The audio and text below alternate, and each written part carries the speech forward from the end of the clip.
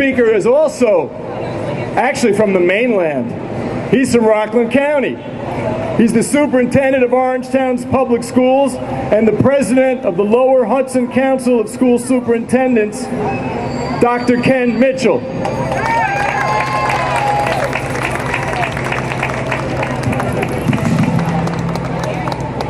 This is about big business. K-12 education is big business. Today in the United States, we expend between $600 billion and $1.2 trillion on K-12 education. And there's also the K-12 global marketplace. It's estimated that we are at $4.4 trillion of expenditures internationally, and we will exceed over $6 trillion by 2017. And there are some people who believe that we're not getting our investment out of that, but that's because we have created a national myth about public schools. We've heard, and some of you may even believe that national myth. We've heard Johnny can't read. We've heard nation schools are awash in a tide of mediocrity, and we've heard from Arne Duncan, this is our Sputnik moment. Business leaders, bureaucrats, and politicians have latched on to over 50 years of manufactured crises about public school performance. If public education is failing, how is it that the U.S. has the strongest economy in the world? How is it that our gross domestic product is 3 times that of China? Our gross domestic product is 5 times that of Germany. Ask your leaders what economy they would trade with out of the U.S. economy. The U.S. leads the world on Global Competitive Index for the last 20 years. In 2012, Americans produced 120,000 utility patents. Those are patents for innovation. Those are patents that reflect creativity. Behind us is Japan with 40,000, and the rest of the planet has developed 130,000 utility patents. The U.S. also leads the world in scientific and technical papers, 3 times that of China. We consistently lead in Nobel Prizes in science and math. But sadly, we also lead in one other category, and that is we have the widest income gap between our richest and poorest, and we're in the same group as Iran, Bulgaria, Cameroon, and Jamaica. And why is it that our politicians and bureaucrats fail to acknowledge that 40% of American students who sit for the PISA are from poverty, representing the largest pool in the tested group, distorting and misrepresenting data so that they can achieve their goals? How is it that the richest nation on earth has one of the highest child poverty rates on the planet? How is it that New York City has the poorest congressional district in the United States? Who owns this reform agenda? Those people tapping into the trillion-dollar market are a convergence of forces. They are using a methodology that includes rapid transformation, disruptive innovation, and command and control. There are philanthropists, dilettantes, amateurs who think they own public education because they contribute $2 billion. Teacher donors. Teachers expend almost $1 billion out of their own pockets to students in their classrooms. And they don't own the agenda. The business thinks they know better.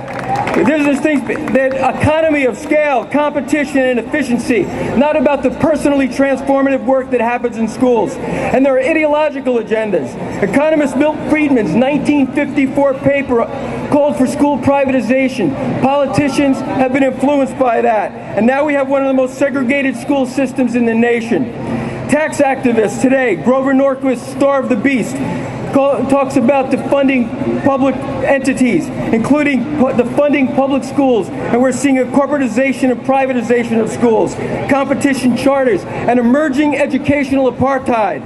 And once again in New York State, right now in Albany, there's legislation on scholarship tax credits. That's tax relief for the wealthy that diverts dollars from public schools to fuel private and independent education. And there's a political agenda. It started with NCLB, and now it's a race to the top.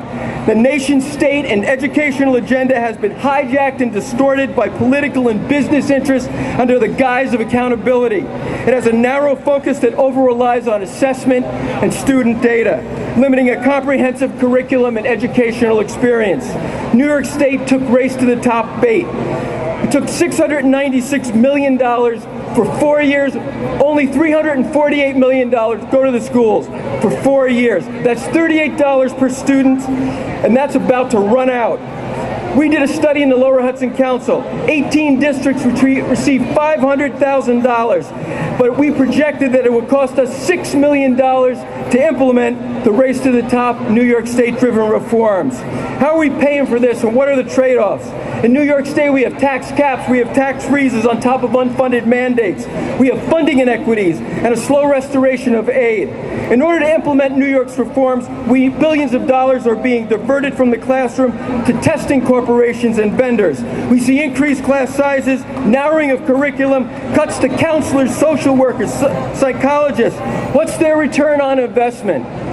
These are experimental reforms. In September at Harvard, Bill Gates said it would be great if our education stuff worked, but we don't know probably for a decade. Stop experimenting with children. We know it works. Follow the money. McKinsey, K-12 data transaction can unlock between $900 and $1.2 trillion for the economy. All roads lead to Pearson. Revenues of $8 to $9 billion in 2012-13. The software industry report, $8 billion in U.S. software sales. Before Common Core, the testing sector generated between $400 and $7 million in profits. Now they're generating billions. And to implement Common Core, it could cost us up to $16 billion. We need to demand substantive evidence that these reforms work. And they're not going to find that. We need evidence on the Common Core and value of standards-based assessments. We need evidence on evaluating teachers with test scores. And we need investigations of the diversion of funding to the private sector. Educate your colleagues, your neighbors, your friends. Contact your legislators. Call them. Contact the governor's office. Call your regents. Visit them. Move from being a protester to a participant. Run for school board. We need Albany to stop just listening and to do something.